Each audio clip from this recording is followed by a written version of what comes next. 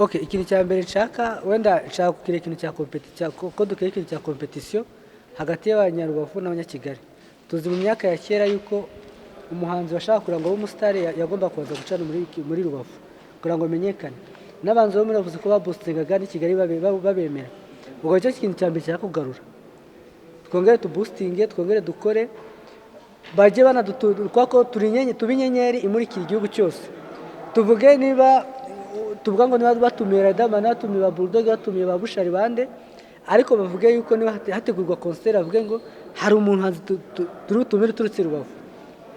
Atari ugora baza nabo ugasanga nibo ba main performance, ahubwo aze nawe avino ari main performer, main artist aturutse ino agiye ku rwego rw'igihugu no hanze y'igihugu.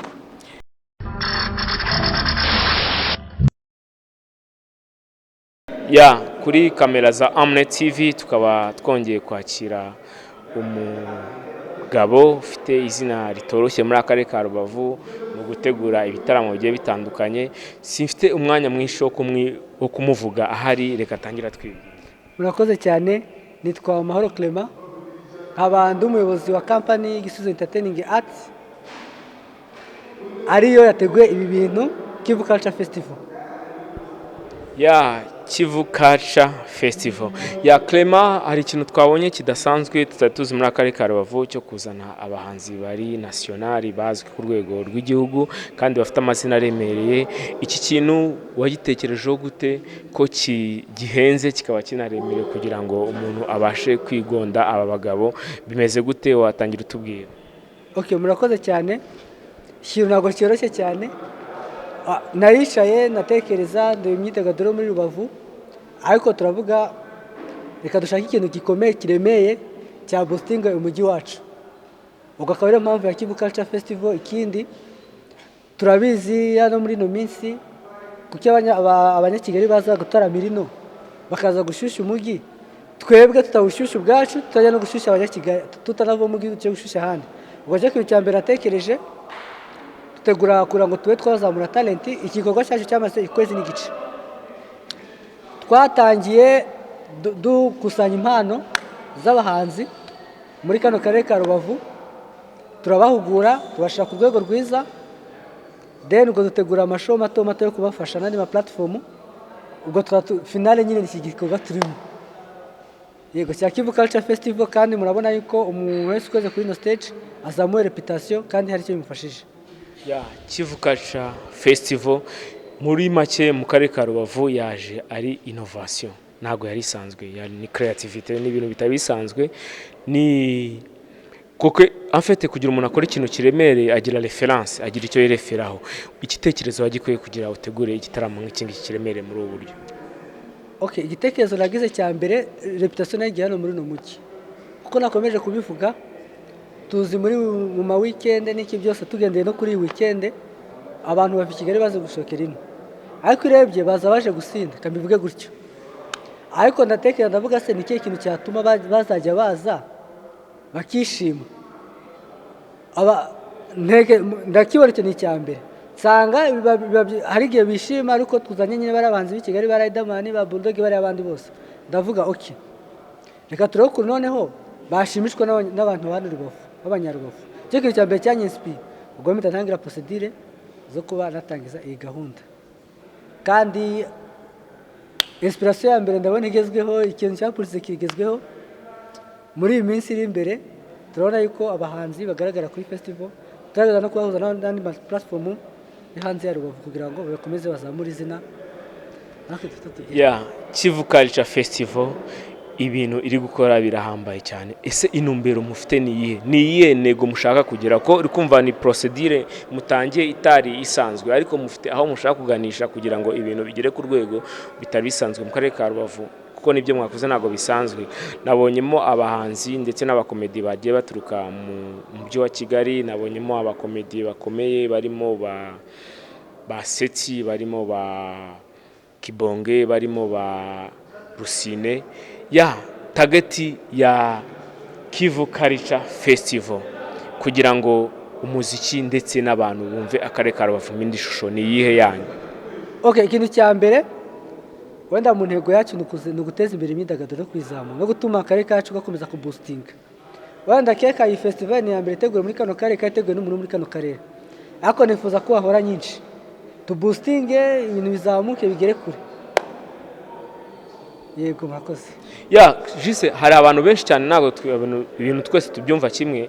Hari abahanzi benshi cyane batabashe kwitabira, ko nabonye yuko abantu bitabiriye bishimye kandi baranezerwa ku rwego rwo hejuru cyane, ariko siko bose bumvaga yuko bizaba. Ko tuzi abantu benshi cyane bagiye bategura ibintu nibibe nk'uko babivuze, bagategura abasani ariko ntitubabone nk'uko babonye. Ariko akarusho kawe, abasani wagerageje gushyira kuri afishe bose twabonye kandi bagerageza kuperforminga bivuye inyuma, bagira ngo bagaragaze kariyeri yabo ya muzika, kariyeri yabo ya komedi. Ku ruhare rwawe nka Culture, nka Kivu Culture Festival, ku ruhare rw'abasani b'akarere kacu ka Rubavu, kuko dufite n'amazina yandi aremereye ariko atazwi, ni iyihe ntumbero ufite ku bahanzi b'akarere kacu ka Rubavu? Okay, ikintu cya mbere nshaka, wenda nshaka kukira ikintu cya competition, ko dukora ikintu cya competition hagati y'abanyarubavu n'abanyakigali. Tuzi mu myaka ya kera yuko umuhanzi washaka kugira ngo umustar yagomba kuza gucana muri Rubavu kugira ngo menyekane, n'abanzi bo muri Rubavu ko babustingaga ni Kigali babemera. Ubwo cyo kintu cya mbere cya kugarura, twongere tubustinge, twongere dukore, baje banadutuka ko tubinyenyeri imurikira igihugu cyose.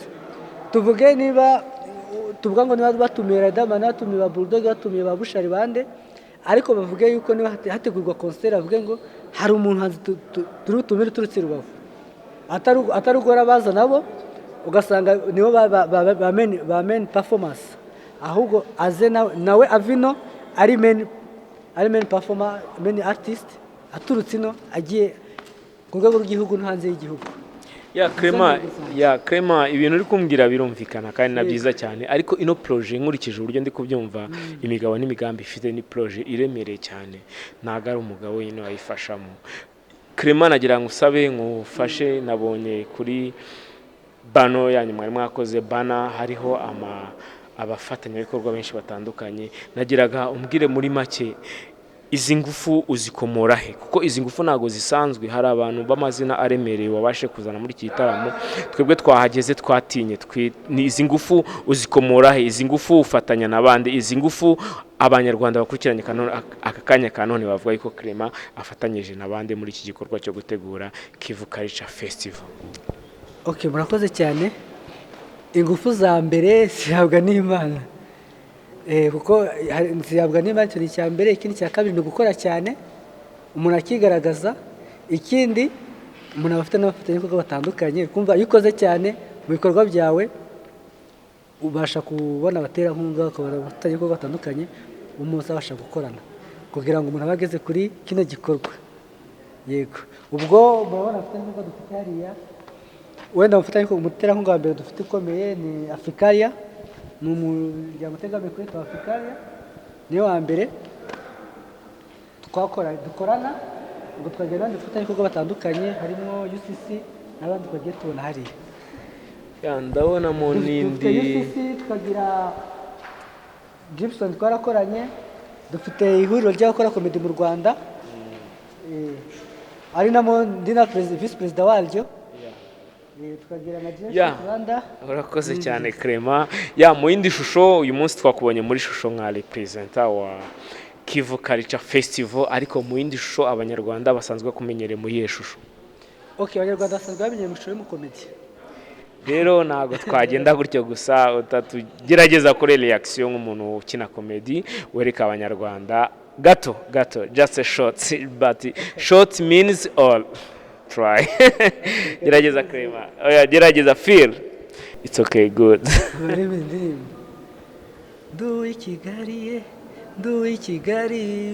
Nduwi Kigali mama, bihinduka vuba bikibagirana, zakubaha buri gihe ndagutekereza, bela twabanye Butare tugerana i Kigali mama bebe, mpambuje gukanda amazi, nibiba ngombwa nibibuzumbireke. Aiwe amarero y'inja, aiwe ayiwe mana tubabarire. Urakoze cyane. Okay, thanks Clement, urakoze cyane kandi Imana iguhe umugisha ikomeze ikwagurire mu byo ukora bya buri munsi kandi ndetse n'ubutaha Amne TV niramuka igukeneye ndakeka utazayitinda kuyiha amakuru. Murakoze cyane. Imana ikomeze ibahe umugisha mu byo mukora.